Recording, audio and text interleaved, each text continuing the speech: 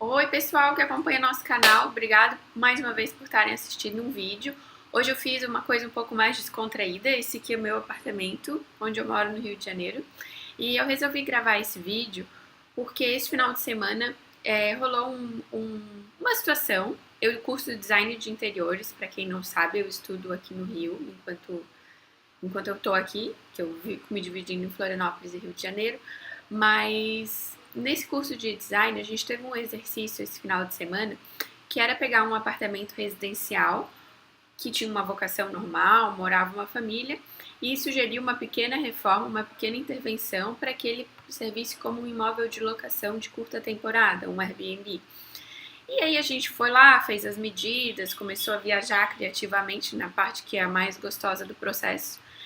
E surgiu um momento que a gente falou assim, tá, até quanto a gente pode viajar? A gente tem que ter hipoteticamente uma linha de orçamento, uma ideia de valor, quanto que a gente pode gastar ou não, para conseguir fazer um projeto X ou Y. E aí começou várias, eu acho, quem sabe e tal. Eu levantei minha mãozinha e disse, gente, eu posso fazer esse cálculo para vocês. E na verdade eu vi que quando eu apresentei para eles aquele cálculo, fez muito sentido. E às vezes a gente não sabe realmente quanto. A gente esquece, na verdade, que aquilo é um bem, é um ativo, né?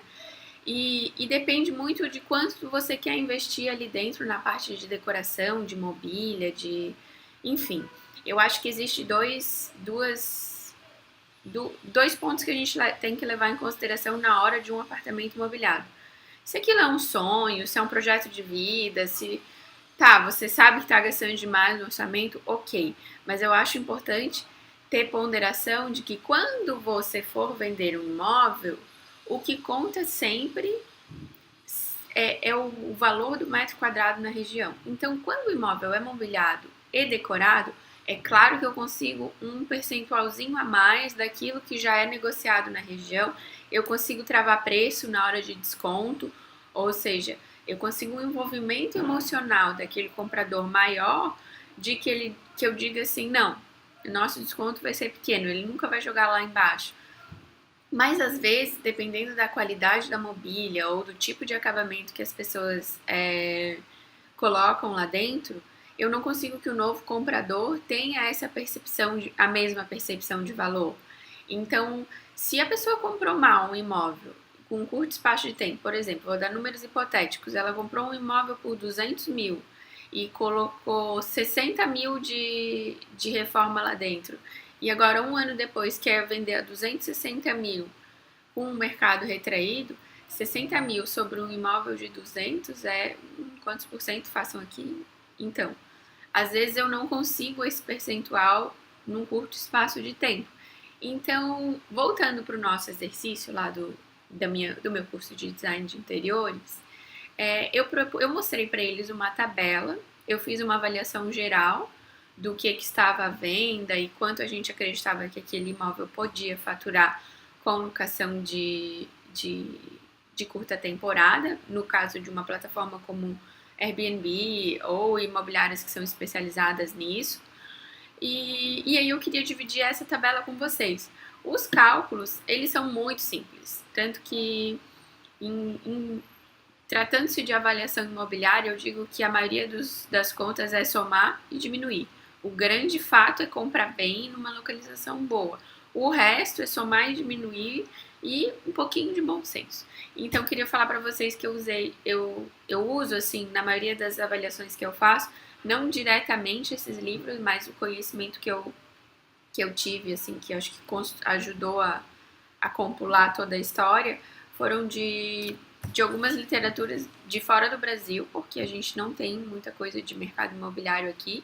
Então eu usei dois títulos, The Real Estate Game e adaptei ao nosso mercado, claro.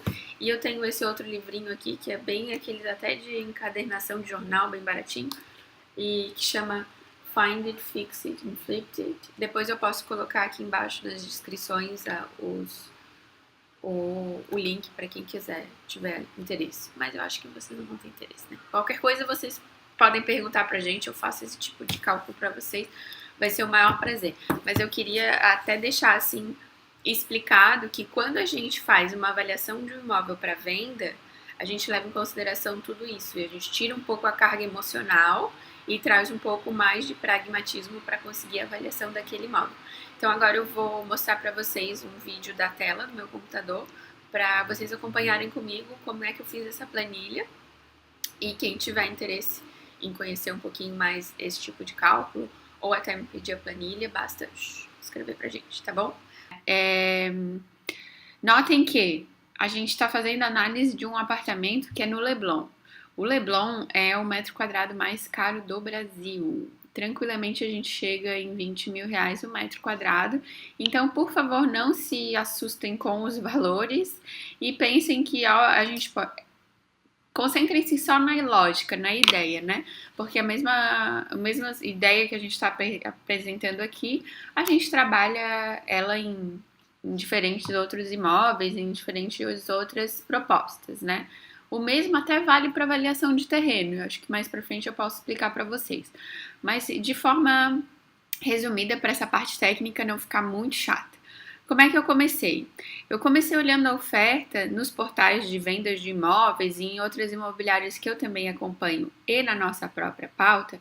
Eu comecei olhando qual era o valor geral de locação, aquela locação mensal padrão. Ah, vou alugar meu imóvel e vou ganhar R$ 1.000 por mês.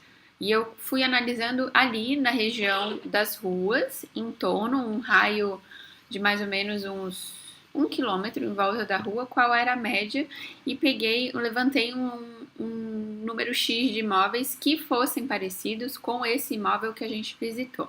Nessa situação, eu achei 20 imóveis. Então, eu vou mostrar rapidamente a tabelinha aqui, mais ou menos aqui as premissas, né?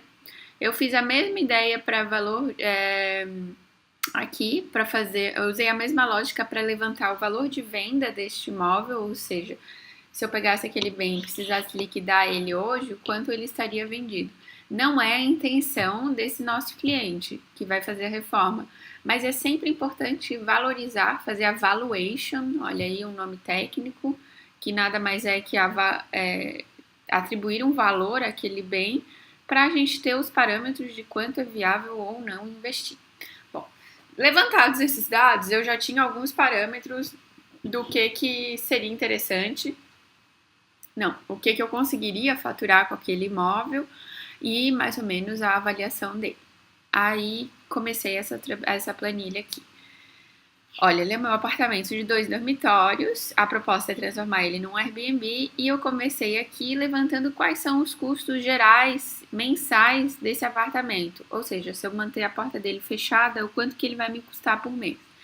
Então, eu botei valor de condomínio, luz. A luz eu calculei mais ou menos um valor por metro quadrado. Peguei um consumo de um apartamento de 2 pessoas em quilowatts mês por metro quadrado e multipliquei pelo tamanho do metro quadrado ali. Internet, limpeza, IPTU mensal e manutenção mensal. Por que eu adicionei internet? Porque a gente precisa, para uma alocação de temporada, é imprescindível que tudo isso esteja funcionando e é uma custa paga pelo proprietário do apartamento, né? Então, como parte do nosso exercício lá, a gente teve o auxílio de uma outra profissional que chama Fernanda, que tem uma empresa que chama Easy Host, tá até aqui nas notas, que ela trabalha só como host, né, como co-recepcionista ou co-administradora de propriedades de locação por temporada. Ela se propõe a administrar tanto pelo Airbnb ou como outra imobiliária de locação por temporada. Então, a Fernanda me passou pela experiência dela e a expectativa dela de quanto que a gente conseguiria faturar neste apartamento por diária. Notem que hoje ele é um apartamento de 1 dormitório e a gente vai transformar ele num de 2, com mais a sala, enfim, de forma que a gente consiga fazer que até 6 pessoas durmam no apartamento. Então, se eu conseguir fazer que 6 pessoas durmam no apartamento, eu consigo esse valor de diária na baixa de R$ 1.500 e consigo o valor de R$ 1.900 a diária média na alta, né? Então, frente à experiência dela, da Easy Host, e também com algumas outros cases que a gente tem aqui no Metro, A gente supôs, isso é um dado que a gente supôs, que é adequado dizer que a gente consegue alocar, vamos dizer, é conservador a gente fazer uma hipótese de que a gente consegue alocar esse apartamento 8 dias por mês na baixa, e na alta a gente considerou 20 dias. O que são 8 dias na baixa? Não quer dizer que todo mês eu vou alugar 8 dias, mas eu posso nesse mês não alugar nada e no mês seguinte eu alugar 16. Então é uma média anual, tá? Aí se a gente alugar 8 dias no mês, a gente consegue uma média de faturamento de 12 mil por mês. O máximo de faturamento que eu consigo na baixa é 15.750. Opa, não. Deixa eu corrigir aqui uma formulinha ao vivo. O máximo que eu consigo na baixa é 45. E a mesma lógica para alta, né? A meta mês são 20 dias na alta. A alta conta mais ou menos a partir de 15 de dezembro, janeiro inteiro e o carnaval, dependendo se o carnaval é logo em fevereiro. Aqui no Rio a gente tem bastante movimentação nesse período. Então a gente botou uma média de dias de 20 dias na alta. E se eu conseguir 100% da alta... Opa, vou corrigir mais uma formulinha aqui ao vivo. 30, não 31. A gente consegue 57 mil na alta, né? Ótimo. Então, tendo isso aqui como premissa, que é um dado que foi nos passado, 1.500 e 1.900, eu fui calcular a receita anual do apartamento, ou seja, quanto eu consigo gerar de faturamento se eu seguir, se eu tiver esses valores de diário. Para a gente ser bem conservador, porque aqui o mercado não tá para os mais fáceis, e eu também gosto de sempre ser conservadora nas estimativas, porque é muito melhor a gente ter uma surpresa positiva do que criar uma expectativa e não cumprir. A gente estimou este valor com, olha aqui, ó, coloquei aqui no nosso quadrinho resumo, estimando 10 meses operando na baixa e 2 meses operando na alta. Então, vocês vão ver aqui, nossa fórmula é bem simples para quem está um pouquinho mais habituado a ler. Eu peguei a estimativa da meta na baixa, multipliquei por 10 e a da alta multipliquei por 2. Bom, então eu tenho uma expectativa de faturamento naquele imóvel de 196 mil. Desse valor, eu diminuí as custas de administração de um host, supondo que o proprietário não vai querer administrar o próprio apartamento, ele vai ter alguém para entrar e sair. 15% é um valor médio de mercado, um valor baixo, tá? Baixo é difícil dizer, né? Mas é um valor, eles variam de 15% a 20%, tá? Um profissional que cuida desse tipo de administração para esse tipo de propriedade vai de 15% a 20%. A gente botou mais ou menos 15%. Então, a receita líquida que sobra desse faturamento, e aqui eu diminuí os custos anuais do apartamento. Como eu ainda vou ter que continuar pagando isso, eu diminuí condomínio, IPTU, luz, internet, manutenção e lavanderia. Não, notem que a lavanderia eu deixei em branco, porque eu não sei como é que vai ser a operação neste caso específico. Então, eu deixei ele em aberto. Nada mais é do que pegar os custos de condomínio, luz que eu tinha estimado aqui e multiplicar por 12, que é o 12 meses, né? Eu chego a um faturamento líquido, de R$ 138.280, ou seja, eu saí de 196, cobri todas as custas, me sobrou 138 mil. Por que este valor? Para a gente analisar o quanto a reforma, em quanto tempo a reforma vai se pagar e o quanto seria adequado para eu pedir como orçamento da reforma, esses 100 mil aqui que eu já vou chegar lá. Tendo em vista que a gente faz uma reforma e se a gente mantém um AP com um mínimo de manutenção, um mínimo de uso, eu seria seguro dizer que essa reforma ela se amortiza em mais ou menos 5 anos, tá? Então, aqui a gente fez um horizonte de 1 ano, mas o ideal era pegar essa mesma expectativa depois de 1 ano passado, a gente fazer a validação dela para mais 3 ou 4 anos seguintes. Bom, então a gente conseguiu aqui dizer que o apartamento, depois da reforma, ele faturaria 138.280. Bom, e aí aqui eu passei para o quadrinho que eu chamei de payback da reforma.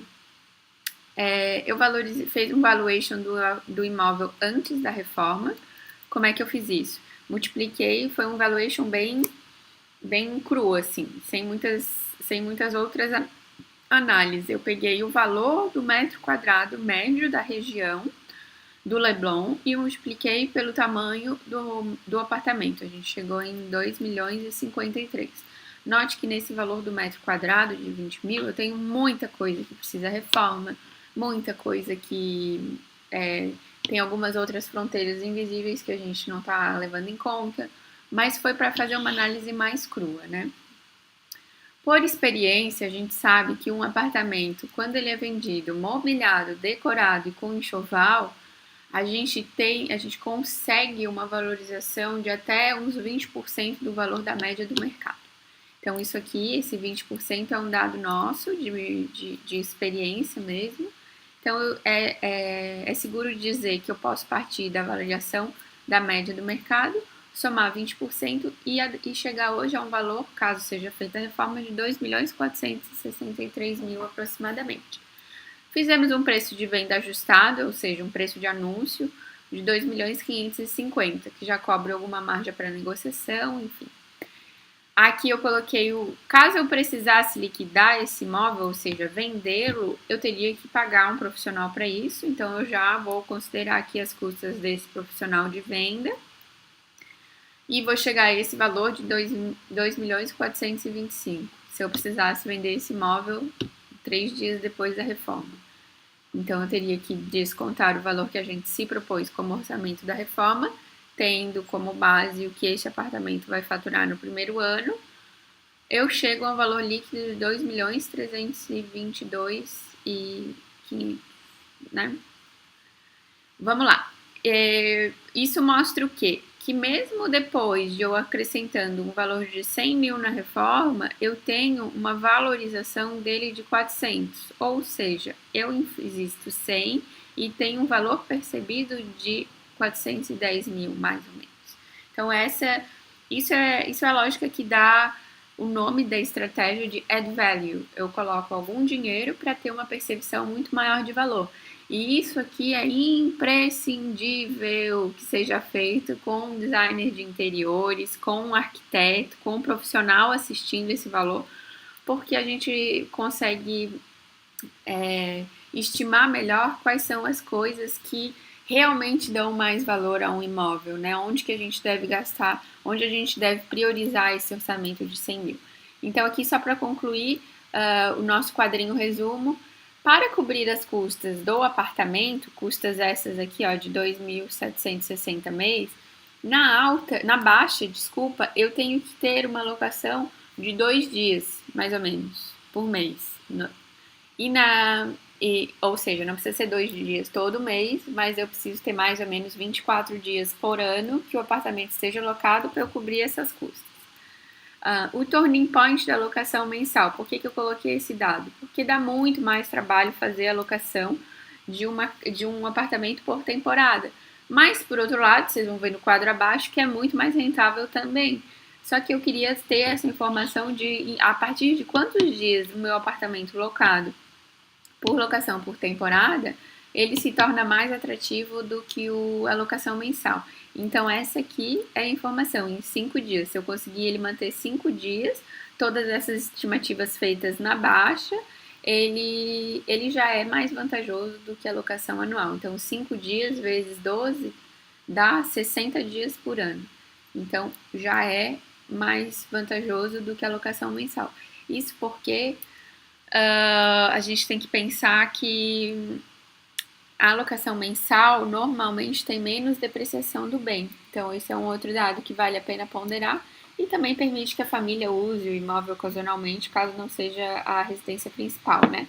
Então, por fim, eu cheguei aqui no quadrinho resumo, estimando em 10 meses na baixa e 2 meses na alta, eu tenho um cap rate de locação por Airbnb de 6%. Ó, tá aqui mais um nomezinho técnico. Cap rate é capitalization rate, que nada mais é do que a taxa de capitalização.